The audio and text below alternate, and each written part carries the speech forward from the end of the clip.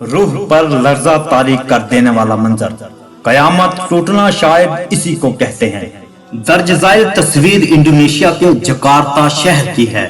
دروازے پہ کھڑے شخص کا نام ہیدیو علی ہے، جو ایک میڈیکل ڈاکٹر ہے، جن کی یہ آخری تصویر ہے۔ اس تصویر کو ہمیشہ یاد رکھا جائے گا کیونکہ یہ قربانی کی ایک عظیم مثال اپنے اندر سموئے ہوئے ہے۔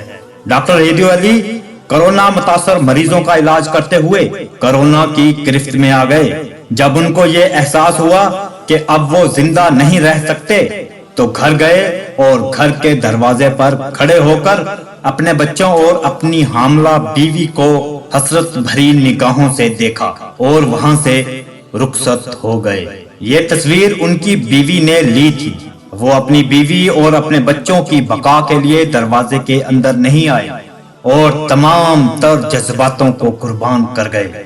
یہ وقت ان پر کس قدر دشوار گزرا ہوگا اندازہ کرنا مشکل ہے۔ خود کو اور اپنی نسل کو بچانے کے لیے خدا کے لیے اس وبا کو ہلکے میں نہ لیں۔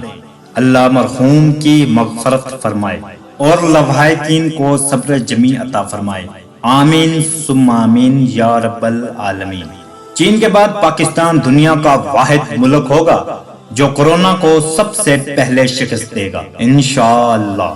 دوسروں کی اصلاح کی نیت سے اس پیغام کو آگے فارورڈ کریں، کیا پتا آپ کے ایک شیئر سے کسی کی جان بچ جائے۔ جزاک اللہ۔